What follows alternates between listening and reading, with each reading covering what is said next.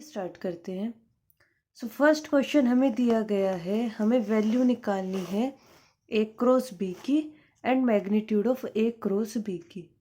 तो मैंने जो मेरी वीडियो थी बेसिक्स ऑफ वेक्टर, उसमें मैंने समझाया था जब भी हमें ए और बी इस फॉर्म में मिल जाए आई कैप जे कैप एंड के कैप में, तो ए क्रॉस बी हम कैसे निकालते। देखिए, हमें बनाना होगा डिटर्मिनेंट, ऊपर लिखेंगे आई जे के। ए है ना, ए क्रॉस बी निकालनी है तो पहले ए के वेक्टर से ए के स्केलर्स आएंगे यानी 2 1 एंड 3। यहाँ पर किसके आएंगे, बी के, यानी 3 5 एंड माइनस के 2।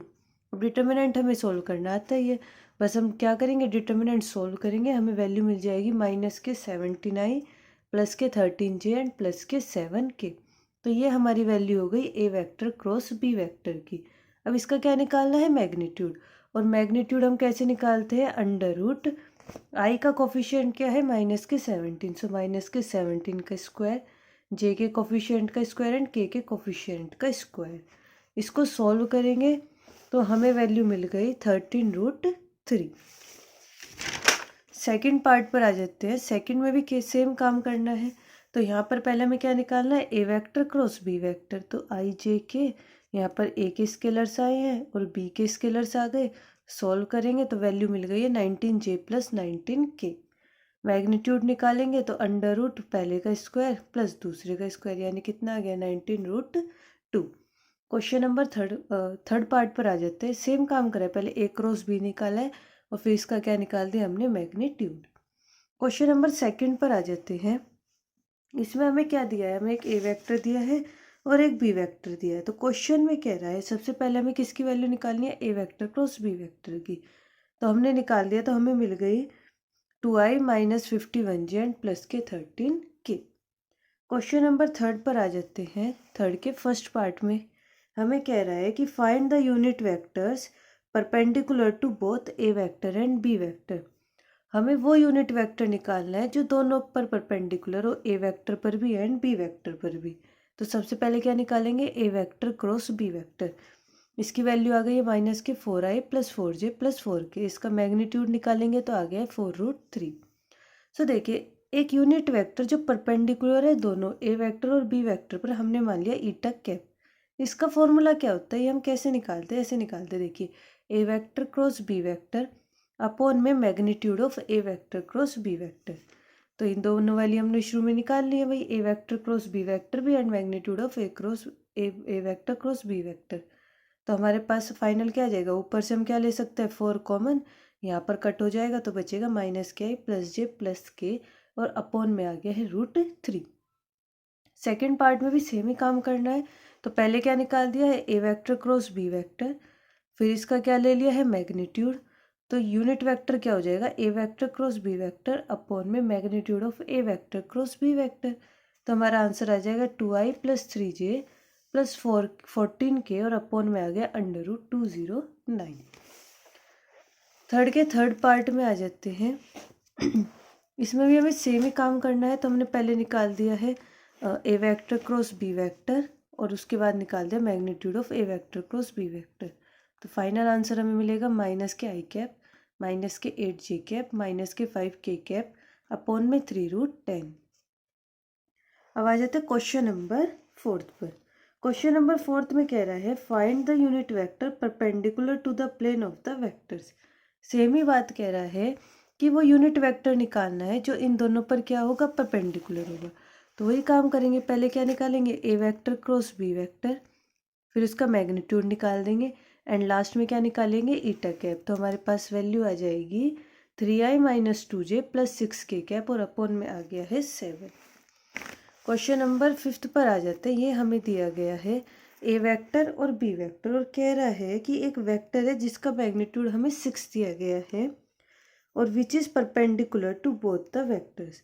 तो हमें वो वेक्टर निकालना है जिसका मैग्नीट्यूड 6 है और वो इन दोनों वेक्टर के साथ क्या है, परपेंडिकुलर। तो सबसे पहले क्या निकालेंगे, ए वेक्टर क्रॉस बी वेक्टर, फिर इसका हमने निकाल दिया है मैग्नीट्यूड।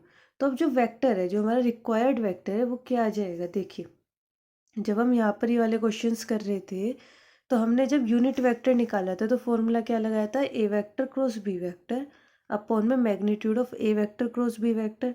यूनिट वेक्टर क्या होता है, जिसका मैग्नीट्यूड 1 होता है। तो यहाँ पर मल्टीप्लाई किसकी हो रही थी, 1 की। अब उसने क्वेश्चन में ही दिया है कि भाई उसका जो हमारा वेक्टर है उसका मैग्नीट्यूड 6 है, तो यहाँ इस पूरे में हम किससे मल्टीप्लाई कर लेंगे, 6 से। तो यहाँ पर आ जाएगा -i + 2j + 2k, अपॉन में आ गया है 3 2 j 6, तो आ गया -k + k 2j and +k 2k। Question number 6 पर आ जाते हैं। इसमें कह रहा है कि हमें ए वेक्टर ये दिया गया है, बी वेक्टर ये दिया गया है, तो हमें वैल्यू निकालनी है magnitude of B vector cross 2a vector की। तो सबसे पहले निकालते हैं 2a वेक्टर। 2a वेक्टर कैसे निकलेगा, ए वेक्टर में 2 से मल्टीप्लाई कर देते हैं, तो ये आ जाएगा 2i - 4j + 6k कैप। अब क्या निकाल देंगे, B vector cross 2a vector, तो i j k। पहले बी वेक्टर है तो बी के स्केलर्स डालेंगे 1 0 -3, अब 2k डालेंगे यानी 2 - 4 एंड 6। डिटर्मिनेंट सॉल्व करेंगे और फिर इसका क्या निकाल देंगे, मैग्नीट्यूड यानी i का कोफिशिएंट का स्क्वायर, j के कोफिशिएंट का स्क्वायर, k के कोफिशिएंट का स्क्वायर, और ऐड करेंगे तो वैल्यू आ जाएगी 4√19। क्वेश्चन नंबर 7 पर आ जाते हैं। इसमें हमें दिया गया है कि magnitude of A vector is equals to 5 है, magnitude of B vector is equals to 3 and magnitude of A vector cross B vector 25 है। तो हमें क्या चाहिए, A vector dot B vector की वैल्यू चाहिए। तो देखिए ये हमें पता होना चाहिए, A vector dot B vector का square plus A vector cross B vector के मैग्नीट्यूड का स्क्वायर इक्वल होता है मैग्नीट्यूड ऑफ ए वेक्टर का square magnitude of B vector का स्क्वायर। ये हमारा रिलेशन होता है। तो हम क्या करेंगे, यहाँ पर सबकी वैल्यू पुट कर देते हैं जो जो हमें दी है। इसकी तो वैल्यू हमें निकालनी है। A vector cross B vector के मैग्नीट्यूड की वैल्यू दी है 25, तो यहाँ जाएगा 25 का square. Magnitude of A square क्या हो जाएगा 25, बी स्क्वायर क्या हो जाएगा 169। इसको सॉल्व करेंगे तो 25 का स्क्वायर होता है 4225, इनकी मल्टीप्लाई करेंगे तो 625, सॉल्व कर आ गया 3600, तो इसको अंडर रूट लेंगे तो आंसर आ गया हमारा 60। क्वेश्चन नंबर 8 पर आ जाते हैं। इसमें हमसे कह रहा है कि भाई एक वेक्टर में दिया गया है ए वेक्टर और एक वेक्टर दिया गया है बी और एक सी। हमें 3 वेक्टर दिए गए हैं ए बी एंड सी। तो हमें क्या करना है, हमें एक वेक्टर निकालना है डी वेक्टर इस तरीके से कि जो ए और बी के साथ तो परपेंडिकुलर है, लेकिन सी डी की मल्टीप्लाई कितनी दे रहा है 18। क्वेश्चन में कह रहा है कि हमें 3 वेक्टर दिए गए हैं, A vector B vector and C vector. तो हमें एक नया वेक्टर डी वेक्टर निकालना है जो ए और बी के साथ परपेंडिकुलर है। तो डी का ए के साथ डॉट प्रोडक्ट 0 हो जाएगा और डी का बी के साथ भी डॉट प्रोडक्ट क्या हो जाएगा 0। दोनों का डॉट प्रोडक्ट निकाल लिया हमने। अब कह रहा है कि सी की डी के साथ डॉट प्रोडक्ट कितनी दे रखी है 18। तो हम इनको सॉल्व करेंगे तो यहाँ पर इक्वेशन मिल जाएगी हमें 2x - y + 4z = 18। अब देखिए यहाँ पर करते क्या है, हमें 3 इक्वेशन मिली और 3 ही वेरिएबल्स है। तो इनको हम चाहे एलिमिनेशन या सब्सटीट्यूशन किसी भी मेथड से सॉल्व कर हम किसकी वैल्यू निकाल सकते हैं, एक्स वाई और जेड की, और हम लाकर डी में रख देंगे तो हमारी किसकी वैल्यू आ जाएगी, डी वैल्यू। आ जाते हैं क्वेश्चन नंबर 9 पर। इसमें हमसे कह रहा है कि लैम्डा और म्यू की वैल्यू फाइंड आउट करनी है जब इन दोनों का क्रॉस प्रोडक्ट 0 दे रखा है। तो क्रॉस प्रोडक्ट निकाल देते हैं। पहले किसके स्केलर्स आएंगे 2 6 27, फिर इसके आएंगे 1 लैम्डा एंड म्यू, किसके इक्वल है 0 वेक्टर के। इधर डिटर्मिनेंट सॉल्व करेंगे, इधर आएगा 0i 0 से 0 के फॉर्म में रख लेते हैं। अब देखिए दोनों तरफ के कोफिशिएंट्स इक्वल करेंगे। यहाँ पर i की मल्टीप्लाई में क्या है 6 म्यू - 27 लैम्डा, और यहाँ पर i की मल्टीप्लाई में क्या है 0, तो ये आपस में इक्वल। सेकंड j की मल्टीप्लाई में क्या है 2 म्यू - 27 और माइनस है बाहर, तो -2 म्यू + 27 हो जाएंगे और इक्वल्स टू में 0। इसी तरह k की मल्टीप्लाई में क्या है 2 लैम्डा - 6 और यहाँ पर k की मल्टीप्लाई में क्या है 0। अब हम इन तीनों इक्वेशन को सॉल्व करेंगे तो देखिए यहाँ से म्यू की वैल्यू मिल रही है ना 27/2, इसको उधर ले जाएं तो म्यू की वैल्यू आ गई 27/2 और यहाँ से लैम्डा की वैल्यू मिल रही है यानी कि 3। आ जाते हैं क्वेश्चन नंबर 10 पर। इसमें कह रहा है कि find the area of the parallelogram. हमें पैरेललोग्राम का एरिया निकालना है, कब, जब हमें उसकी साइड्स दी हुई है। ये हमें उसकी क्या दी हुई है साइड्स, तो हमें क्या निकालना है एरिया ऑफ पैरेललोग्राम। तो देखिए एरिया ऑफ पैरेललोग्राम का फॉर्मूला क्या होता है, जब हमें साइड्स दी हुई होती है तो तब फॉर्मूला हो जाता है magnitude of A vector cross B vector. तो सबसे पहले हमने क्या निकाल दिया है A vector cross B vector. अब इसका क्या निकाल देते हैं, मैग्नीट्यूड। तो हमारे पास एरिया आ जाएगा पैरेललोग्राम का। सेम काम सेकंड पार्ट में किया है। पहले निकाल दिया ए वेक्टर क्रॉस बी वेक्टर, फिर इसका हमने क्या निकाल दिया है, मैग्नीट्यूड। तो आ जाएगा एरिया ऑफ पैरेललोग्राम का, जो है हमारा 6 स्क्वायर यूनिट्स। आ जाते हैं क्वेश्चन नंबर 11 पर। इस बार भी हमें क्या निकालना है, एरिया ऑफ पैरेललोग्राम निकालना है। बट इस बार हमें साइड ना देकर क्या दी गई है, डायगोनल्स। तो देखिए, जब डायगोनल्स दिए होते हैं तब फॉर्मूला क्या होता है, तब एरिया ऑफ पैरेललोग्राम का फॉर्मूला जाता है 1/2 magnitude of d1 vector cross d2 vector. तो यहाँ पर पहले हम क्या निकाल देंगे, d1 vector cross d2 vector, और फिर उसका क्या निकाल देंगे, मैग्नीट्यूड, और मल्टीप्लाई कर देंगे 1/2 से। तो हमारा आंसर आ जाएगा 5√3। इसी तरह हमने सेकंड पार्ट में किया है। पहले क्या निकाला है, d1 vector cross d2 vector, magnitude निकाल कर किसने मल्टीप्लाई कर दिया, 1/2 से। तो आंसर आ गया है √21/2 स्क्वायर यूनिट्स।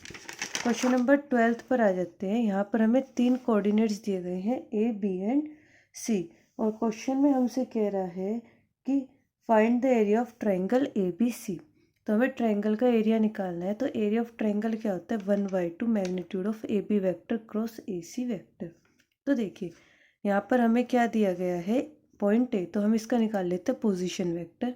तो ये आ जाएगा 3i - j + k 2k। इसी तरह बी का पोजीशन वेक्टर एंड सी का पोजीशन वेक्टर।